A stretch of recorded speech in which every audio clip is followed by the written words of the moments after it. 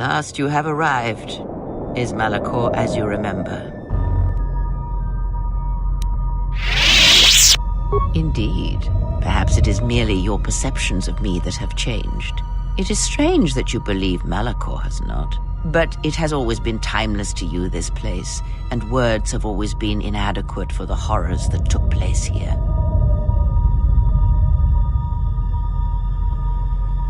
More talk of machines and threats.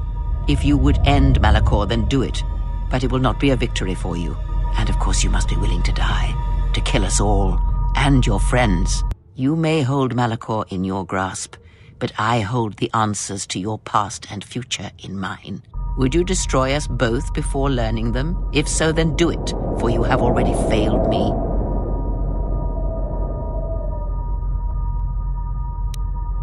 I never destroyed Atris. She had destroyed herself. I merely stripped away the illusion and brought her truth. Her teachings could not be allowed to continue, and like Malachor, she was part of your past, unresolved. She needed to be something you could confront and defeat one last time. It was part of your training, part of what was needed to make you complete. And there must always be a Darth Traya. The galaxy needs its betrayers, especially in the times to come. She loved you, you know, as one loves a champion. You were all that she could not be. Yes, it is all that is left unsaid upon which tragedies are built. More echoes traveling through the Force. Yes, always. From the moment you awoke, I have used you. I have used you so that you might become strong, stronger than I. And I used you to make those who wounded me reveal themselves so they could be killed by the Republic. I used you to keep the Lords of the Sith from condemning the galaxy to death with their power unchecked. I used you to lure them to Telos, where they could be at last fought and killed. I used you to reveal Atris's corruption so that her teaching could be ended before it began. I used you to gather the Jedi so they could be destroyed. And I used you to make those who wounded me reveal themselves so they could be killed by the Republic.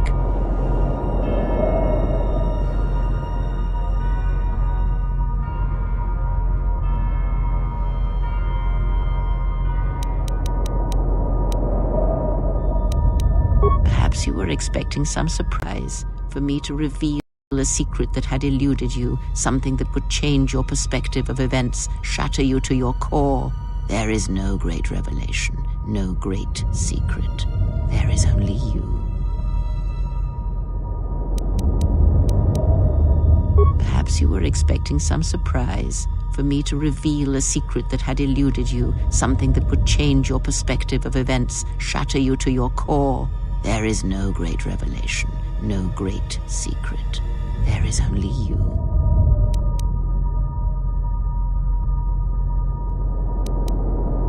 No, there were not. In times past and in times future, there are Jedi who will stop listening to the Force, those that will try to forget it but maintain unconscious ties, and those, as in the past, just as I, who have had the Force stripped from them. But no Jedi ever made the choice you did, to sever ties so completely, so utterly, that it leaves a wound in the Force. It was a mistake to try to make you feel it again, I see that now. There is no truth in the Force, but there is truth in you, Exile, and that is why I chose you.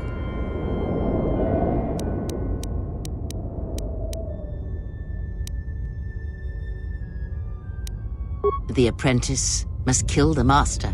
If you do not, I will kill you. If I do not, then all you have achieved will be as nothing, as empty and as violent as Malachor itself.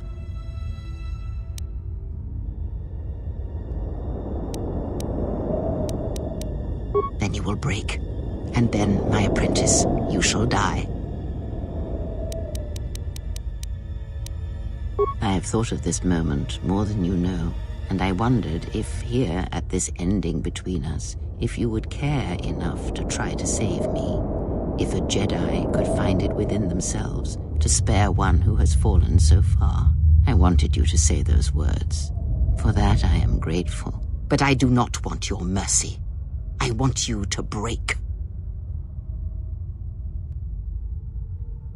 You no doubt have many questions. I would be a poor teacher if I did not give you the answers you seek here now.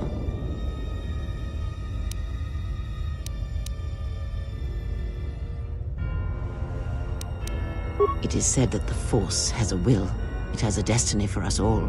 I wield it, but it uses us all, and that is abhorrent to me, because I hate the Force.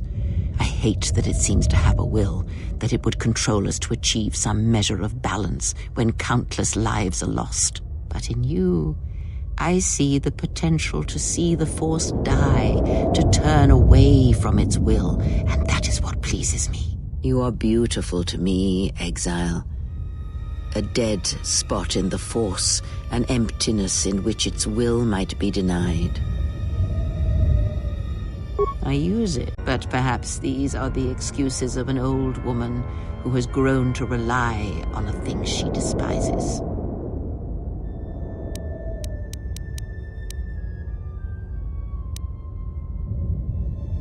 I have thought of this moment more than you know, and I wondered if here at this ending between us, if you would care enough to try to save me.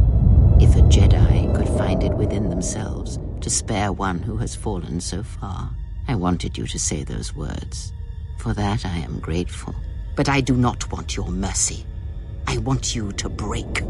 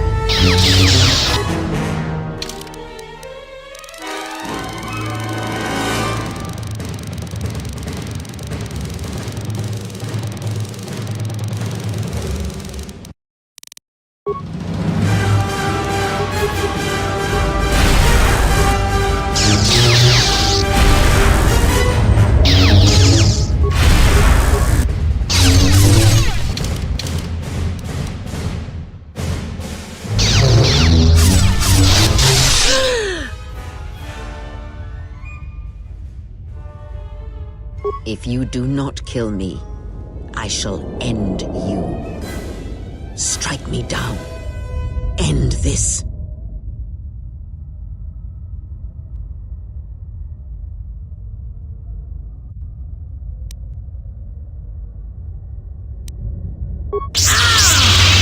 You will not show me mercy. I will see you break before you do.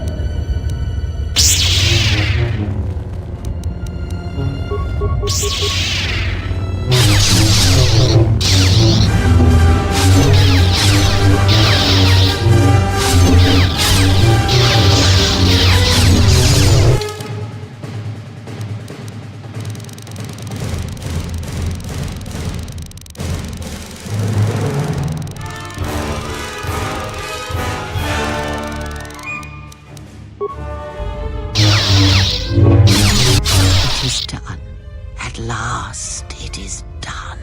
You are greater than any I have ever trained.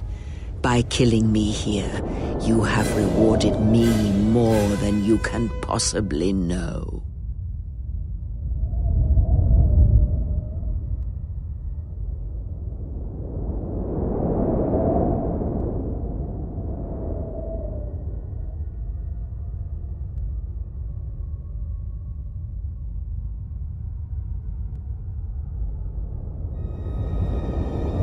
Save me?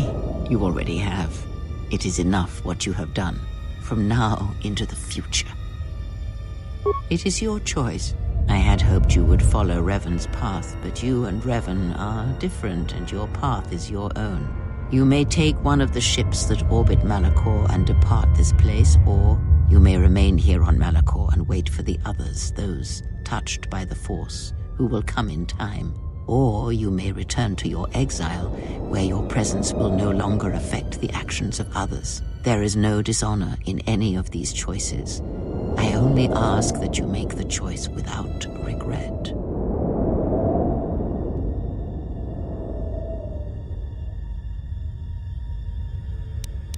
Many things do I see as I gaze here from the heart of Malachor.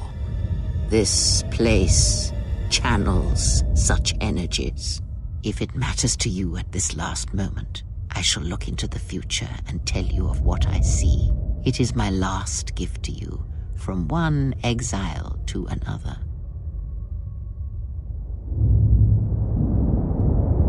You travel with them for so long, yet you do not know them still. Feel them through the Force, feel what they feel, hear their thoughts and know them as I fought to know you. They were the lost Jedi, you know, the true Jedi upon which the future will be built. They simply needed a leader and a teacher. She will stop hunting life and instead live it. She was not born to be a predator, despite her true father and the life she led within the shadow of Nar Shaddaa. She will miss you and think of you often, you who awakened her to what life is. She will live, but only for a time. Her death will occur in many years' time on a forgotten planet, saving the lives of others. But it will be her choice, and she will have no regrets. Many battles does that one have left in him, as Revan intended. A general needs an army as he needs those he trusts. And Canderous is a loyal beast, no matter how much he is broken upon Revan's will.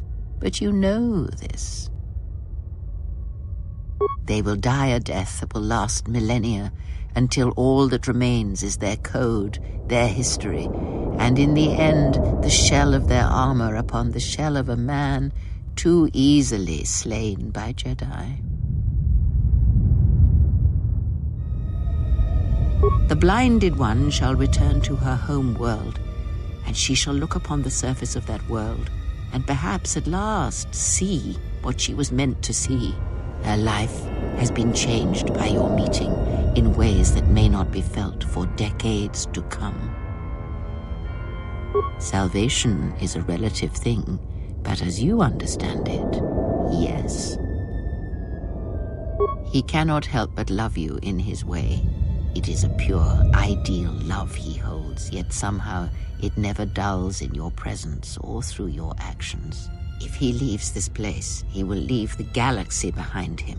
He will sit upon the new council, reluctantly as all good men do, and he will not forget the Jedi who had lost the Force, yet showed him the way to reclaim it. After that I do not know. I do know that you must leave him behind, the same choice that Revan made. Where you are destined, you must not take anyone you love. And of the ones who traveled with you, that is all I see. Atten is, as always, the fool. And the Force watches out for one such as him, I feel, as it does for the old such as I. He is a fool, and that should answer all your questions.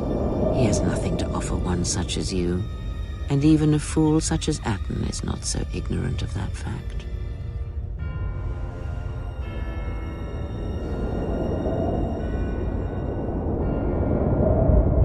I would have killed the galaxy to preserve you. I would have let the galaxy die. You are more rare than you know, and what you have taught yourself must not be allowed to die. You are not a Jedi, not truly, and it is for that that I love you. Their paths are unknown to me, even the small one who waits for you outside this place. I sense it has one last journey for you. You must go where Revan did, into the unknown regions, where the Sith, the true Sith, wait in the dark for the great war that comes.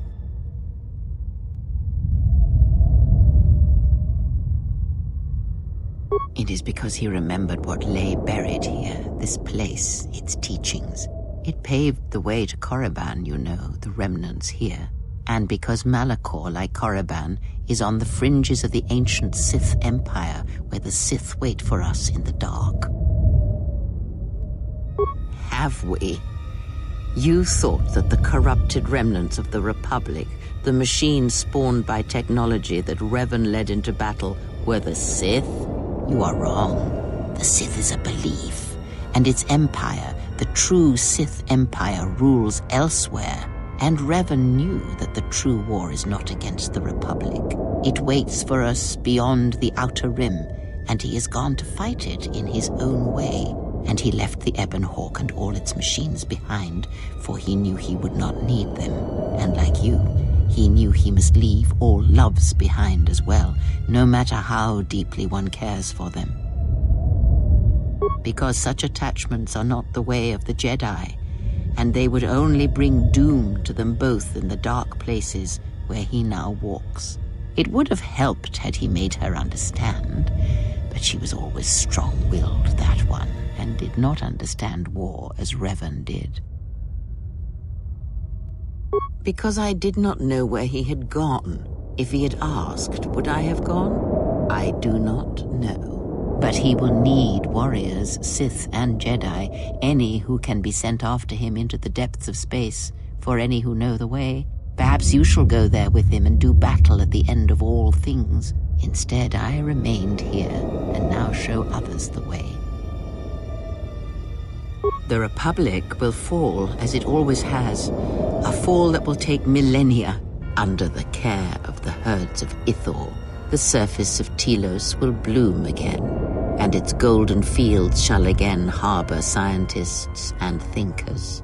And complacent and peaceful, it shall forget the time that Saul Karath orbited it and brought fire to its skies. But it shall be a home world again to others who will stretch out across the galaxy and bring life. Dantooine shall survive. The community you saved shall be the foundation upon which Dantooine shall be habitable again. They shall drive back the Raiders, the Mandalorians, and all that strike at the Outer Rim. The Republic shall again establish their presence there and shield it with its forces. And Dantooine shall heal, be safe, and its skies free. The ruins of the Academy shall remain.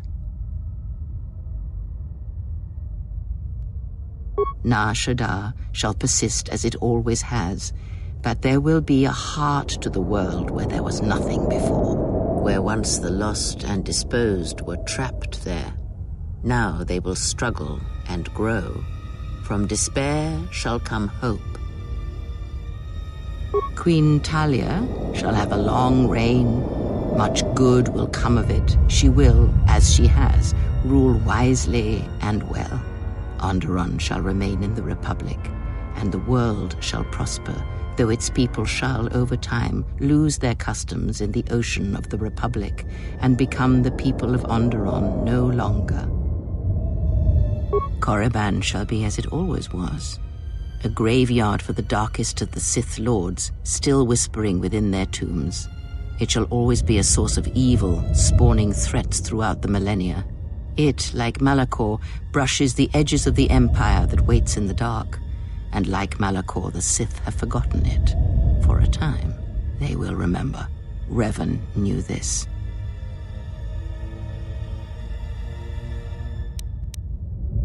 Ah!